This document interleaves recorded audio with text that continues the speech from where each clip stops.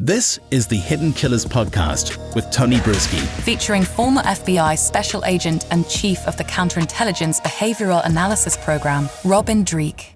I mean, we follow this stuff all the time, so none of these are shocking to me. These are the same things we've talked about a gazillion times. The average person out there, maybe they heard it once, maybe they never heard it because they follow it like a normal, healthy human being does. But this also, I think, would re-elicit some of those thoughts. Oh, yeah, I do remember hearing about that. And it just kind of puts it more fresh in their mind again. And we're nowhere near picking a jury pool yet. I know. And also the questions that she's asking are questions that make Kohberger look guilty. That's another weird part about all this. This would almost, I mean, not that the prosecution would be sending out a questionnaire like this. I don't really know what their purpose would be either. But these are like things that you would, either ask on the stand or you would ask when you are specifically going and doing jury selection at that moment in time. It was interesting. It was interesting because if she didn't ask any of the questions that she might use as part of her defense, this is what the questions that the prosecution is going to use. Because if I was on the defense, I'd be asking questions, when you want to sow doubt, which I thought her real modus operandi here was sow doubt in a potential jury pool. So you'd send out maybe a questionnaire saying, have you heard that not all DNA evidence is 100% conclusive? Yeah. Have you heard about the possibility of there being a possible alibi or numerous alibis, to Kohberger's location that night? I mean, there's other questions that she could ask if she's trying to sow seeds of doubt in a community, but she literally just laid out all the questions of what social media and the prosecution have been talking about the entire time. So you're just wondering, what's the play? I don't know. Have you heard you can have it your way at Burger King? That I thought was an odd one to throw in there. Oh, it's not a laughing matter. Not really relating to it, but that actually, Burger King actually would relate to the Montgomery story because they went to Burger King after they realized that they had killed their daughter. Yeah, I mean, it's baffling. And the ethics of it too. I'm not a lawyer. I know you're not either, but I do wonder what sort of consequences could come here of this from that judge. I mean, I don't know what the ramifications could be. I know there's censure, there's different penalties that come, but I mean, is it possible?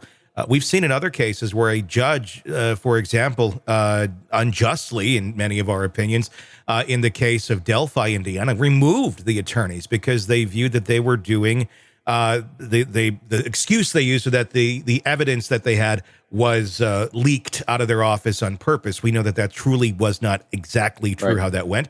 But I do wonder, Ann Taylor has been doing a pretty damn good job for him so far, at least trying to paint that picture of innocence or at least reasonable doubt in some way, shape, or form. Right. Is she going to get herself booted at some point for being a bit too aggressive? Or that was her plan to begin with, make a big name for herself, show her great chops, and then the judge removes her so she has the victim, so she can claim that she's a victim of the system, and then she'll get hired by someone that she thinks she can win for. I honestly have no idea. I mean, we don't. That's an interesting one. I haven't even thought of that one, but this is one of those cases where it twists and it turns and you never know exactly where it's going. Because, Tony, it's really an outlier, from everything that you just laid out. I mean, she's done a great job to this point of sowing potential seeds of doubt in everyone, and you're like, and so every time she was doing something, you're like, that could play well before a jury. Yeah. That's a little bit of doubt right there. Even just to claim that there's a potential alibi out there makes you go, even if one doesn't materialize, it makes you think, well, maybe someone did know and they just didn't come forward. But this action just seems so incongruent. Again, when we're looking at behavior arcs of individuals, this is just an outlier. And when there's an outlier to what we see as a behavior arc of what we presume to be her objective of sowing doubt, it makes you say that, well, there's an objective she has that we're unaware of.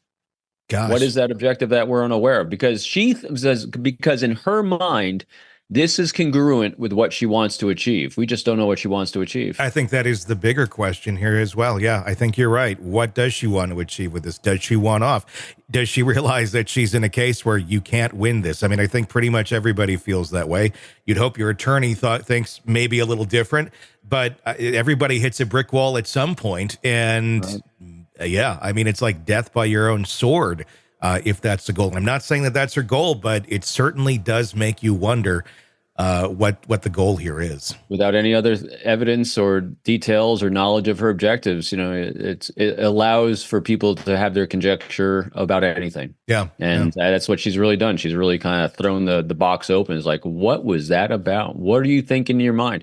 And if she think it was congruent with her sowing seeds of doubt, and that was her objective, and our conjecture that there's something we don't know what she's trying to achieve, then she's missing a critical thing in life. And that's a loving critic to say, what were you doing that for? In other words, she's putting actions into an echo chamber of her own voice, and she's not getting good feedback on it.